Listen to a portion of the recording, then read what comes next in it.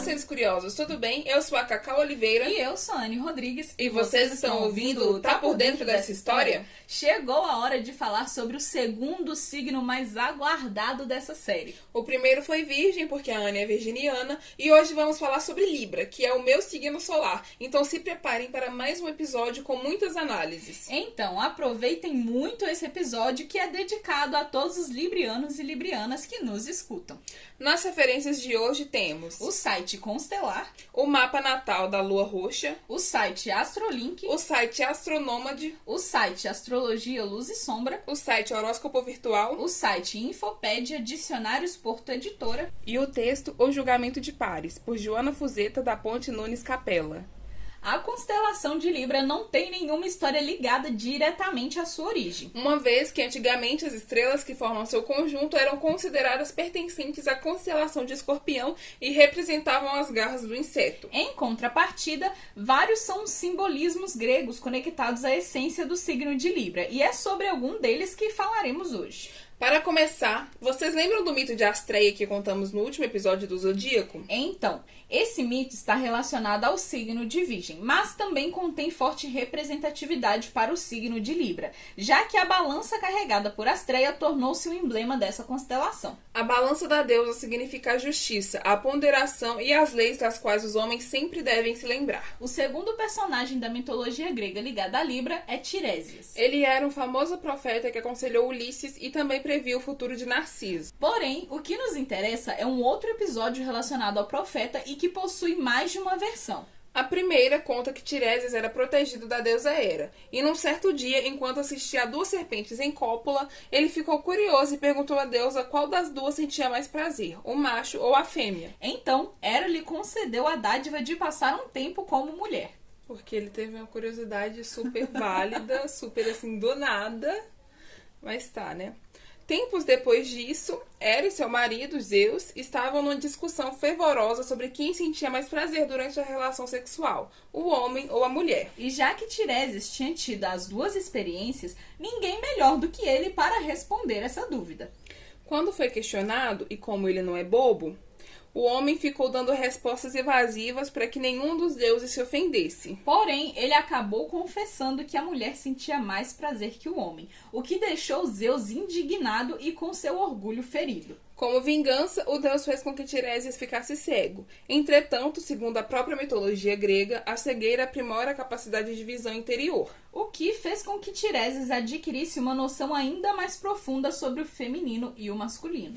Uma outra narrativa do mito fala que Tiresias topou com as duas serpentes em seu caminho enquanto passeava e então acertou elas com seu bastão. Daí, a deusa Hera ficou furiosa com sua atitude e o transformou em mulher. Pelo castigo ter sido se transformar em mulher, alguns acreditam que Tiresias tenha matado apenas a serpente fêmea. Um tempo depois, surge aquela discussão entre Zeus e Hera sobre se é o homem ou a mulher que consegue mais prazer durante o sexo. Só que diferente da primeira versão, Zeus considera que a mulher sente mais prazer e Hera dizia que eram os homens. Então, eles decidem convocar um dos poucos mortais que tiveram a oportunidade das duas experiências. E quando questionado, Tiresias diz que, abre aspas, das 10 partes do prazer, as mulheres possuem 9 e os homens apenas uma, fecha aspas. Nessa segunda versão, é Hera quem fica revoltada, e no acesso de fúria, a deusa cega o homem. Esse povo, gente, esses deuses, eles precisam Tanta trabalhar tanta coisa pra discutir. Eles precisam trabalhar a questão emocional também. Também. Porque do nada, fiquei bravo, você vai ficar cego. Vai ficar cego, perde a visão. E então, como uma forma de compensar pelo que Hera fez, Zeus concede a Tiresias o dom da profecia. Bom, pelo menos, né, ele ganhou. Eu acho que eu preferiria continuar com a minha visão, sinceramente. Enfim, apesar de ter mais de uma versão, o mito de Tiresias reflete muitos pontos ligados ao signo de Libra. Como a relação entre o feminino e o masculino e a busca pelo equilíbrio, a empatia em se colocar no lugar do outro e sua incessante vontade em harmonizar o mundo interior e exterior, alcançando assim a paz. Outra conexão com Libra que podemos encontrar no mito de Tiresias é a vontade de agradar aos outros, evitando conflitos muitas vezes em detrimento de seus próprios sentimentos. Isso fica evidente quando Tiresias adia a resposta a Zeus e Hera, fazendo rodeios para não ofender a nenhum deles. Isso também está ligado ao fato fato de que Libra preza sempre pela igualdade, o que nos leva à deusa Atena, que é uma das divindades emblemáticas para esse signo, ao lado também de Apolo e Afrodite. Atena traz consigo a inteligência e a busca pela justiça. Apolo carrega a harmonia entre o lado positivo e negativo da personalidade, uma vez que ele é considerado representante da luz e, consequentemente, das sombras. Já Afrodite, deusa grega do amor, representa a beleza, a sedução e a ambição, que também são atribuídos ao signo de Libra. Afrodite, inclusive, é Vênus em sua versão romanizada, e esse planeta é regente de Libra, assim como de Touro. E por falar na deusa do amor, ela aparece num outro mito considerado simbólico para Libra, o julgamento de Paris. A história que tem uma ligação direta com a origem da famosa Guerra de Troia. Na época desse mito, o rei de Troia era Príamo, e sua esposa, a rainha Écuba, estava grávida quando teve um sonho onde ela dava à luz a uma tocha, que acabaria incendiando toda a cidade. Considerando o sonho como uma profecia de que seu filho seria a ruína de Troia, sugeriram à rainha que a criança fosse morta. Mas ela não quis matar o filho e mandou que o levasse embora da cidade. De qualquer forma, a profecia ia se cumprir. É. Mas então, o responsável por levar a criança decidiu pegar o filho dos governantes de Troia para criar. Em outras versões, quem teve o sonho foi a princesa Cassandra, filha de Écuba e Príamo, e o menino, seu irmãozinho, foi deixado no Monte Ida para morrer.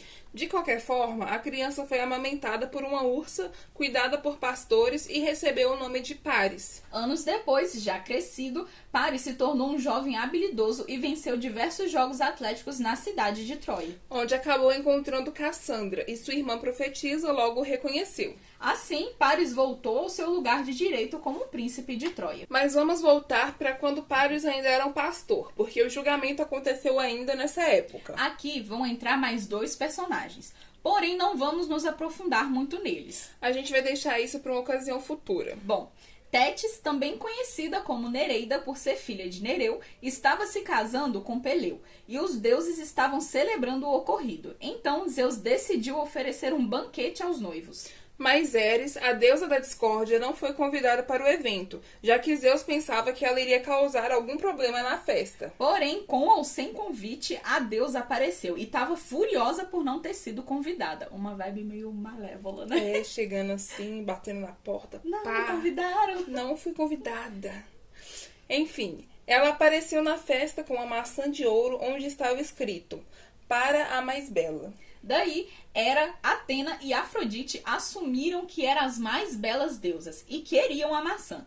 Diante do impasse, Zeus foi designado para julgar quem seria a merecedora do presente.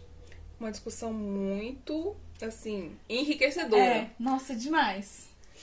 Como Zeus era marido de Hera e pai de Afrodite e Atena, ele alegou que não poderia fazer um julgamento imparcial. O deus dos raios acabou ordenando a Hermes que conduzisse as 3 deusas ao Monte Ida, para que lá fossem julgadas por pares. Zeus fugindo da raia, gente. Falou, o quê? Eu vou peitar essas Eu? 3? Jamais. O motivo da escolha de Paris como árbitro é porque no momento anterior ele já tinha julgado uma outra situação envolvendo o deus Ares e foi considerado justo. Então, as deusas foram até o jovem e cada uma tentou subornar a sua maneira.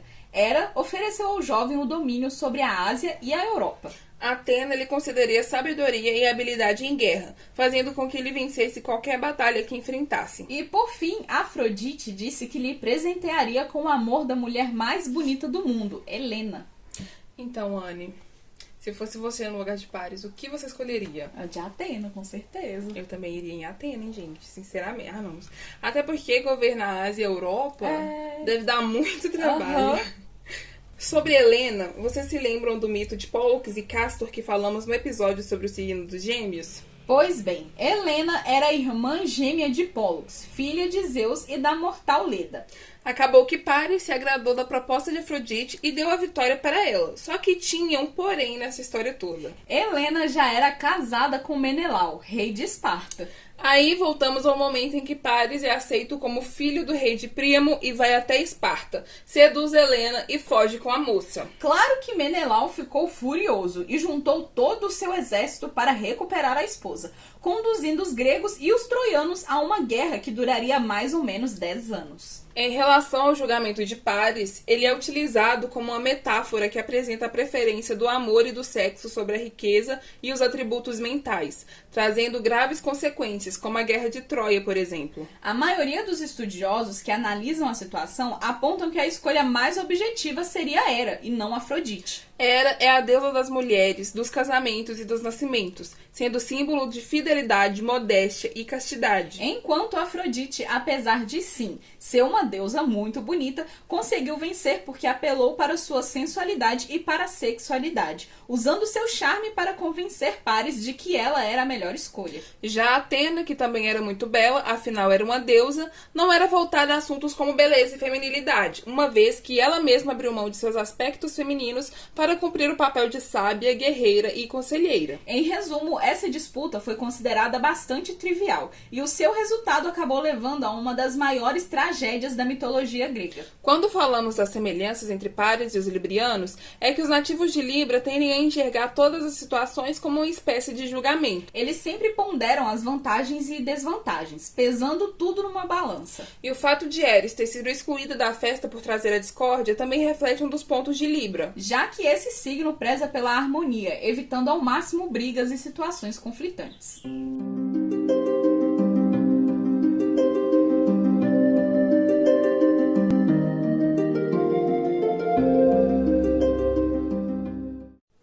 Trazendo aqui alguns outros aspectos do signo, Libra, junto com Gêmeos e Aquário, pertence ao elemento ar e, portanto, preza pela racionalidade, pelas ideias e pela intelectualidade, sendo um signo comunicativo e criativo. O período de Libra está mais ou menos entre 24 de setembro e 23 de outubro, lembrando que as datas iniciais e finais dos ciclos do zodíaco podem variar. Faz parte da energia cardinal, que está presente no primeiro mês de cada estação, e inclusive o Sol entra em Libra no equinócio da primavera, quando dia e noite têm exatamente 12 horas cada. E isso é compreendido como mais um atributo do signo da balança, que sempre busca o equilíbrio. Os librianos são conhecidos por sua empatia, compreensão, racionalidade, criatividade, imparcialidade, harmonia, elegância, sociabilidade, charme e por pensarem muito, inclusive pensam até demais. Demais mesmo.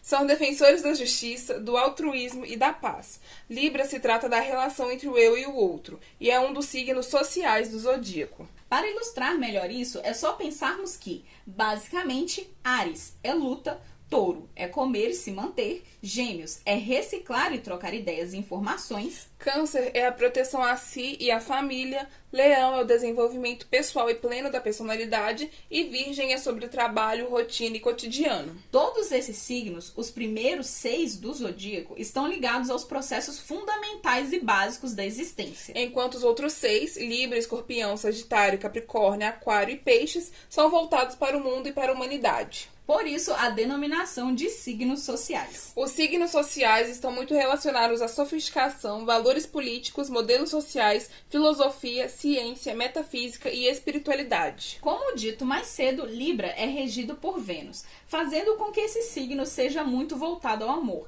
E quando falamos sobre relacionamento, eles tendem a aproveitar muito a parte da relação onde se encontram no outro o que não conhecem em si mesmos. E isso é um dos maiores prazeres que um libriano sente ao se relacionar. Eu acho que isso não se aplica só a relacionamentos amorosos. Tipo, quando eu tenho uma amizade com alguém, tipo, igual eu tenho com você, eu gosto muito de, tipo, eu conheço um lado seu que eu não vejo em mim, eu fico tipo, nossa, cara, isso é tão fascinante, é tão diferente. Esse planeta também confere aos librianos um forte senso estético e os torna incríveis amantes e artistas. A estética aqui não é só sobre aparência, mas sobre a elegância em todos os aspectos da vida.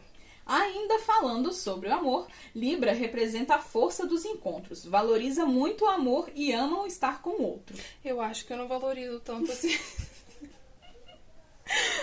Acho que esse ponto aí... Tem muitas coisas de Libra que, assim, eu já antecipo, que tem muitas coisas que eu vejo em mim e tem muitas coisas que, assim, não procedem, pelo menos pra mim.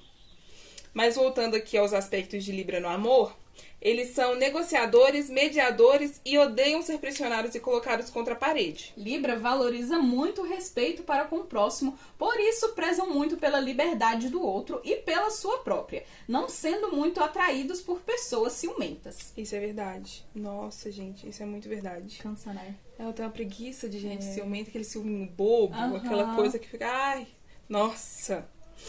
Mas sobre o senso estético... Se não for bem trabalhado, pode deixar o nativo de Libra muito vaidoso, fazendo com que ele se perca no que realmente importa, que é a conexão emocional. A superficialidade também acaba nascendo nesse sentido, e a ambiguidade do signo deixa o relacionamento difícil. Outro ponto é que, por ser naturalmente sociável e gostar de agradar a todos, os librianos têm dificuldade de impor limites, e isso pode causar ciúme em seu parceiro ou parceira. O que pode trazer insegurança também é que os librianos não expressam claramente o que sentem e desejam, criando relações falsas ou superficiais.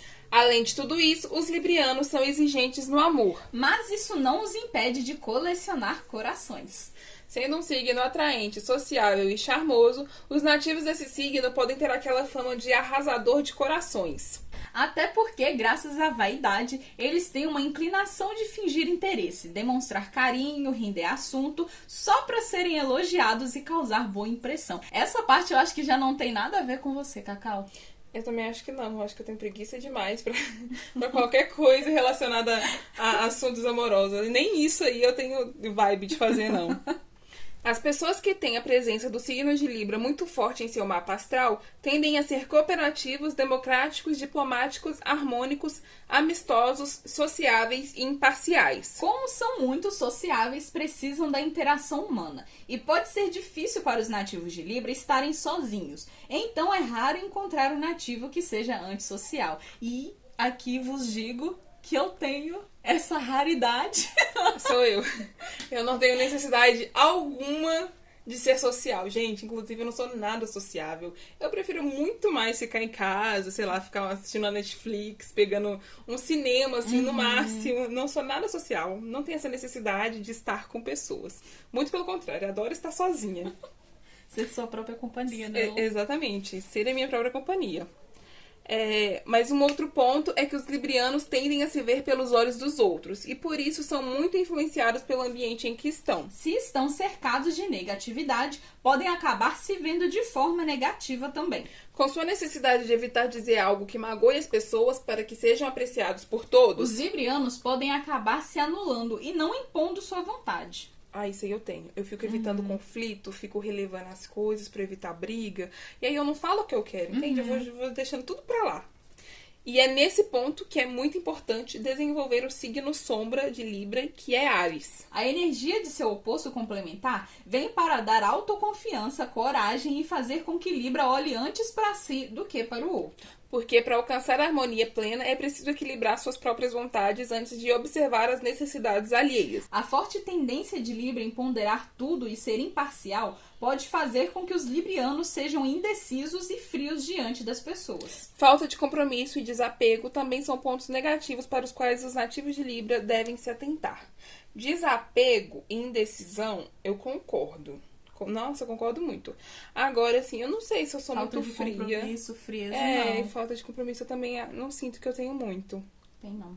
Bom, às vezes os librianos podem usar sua habilidade de persuasão e diplomacia para manipular situações, sem se importar muito com as consequências. A indecisão e a inconstância são características negativas que estão muito enraizadas nos librianos. Sua necessidade de ficar analisando tudo o tempo todo faz com que até pequenas escolhas sejam difíceis. Ah, isso é verdade. Eu penso no pós, penso no pré, penso no durante. Será que esse aqui mesmo? Mas aquele outro ali... Exato. Penso nas consequências. Gente, é muito... Aí, enquanto eu tô pensando, a vida tá passando e eu tô aqui pensando. Mas voltando aqui, mesmo prezando muito pela harmonia, a preguiça também pode se manifestar nesses nativos, já que eles odeiam se sentir sobrecarregados ou pressionados. De novo, eu.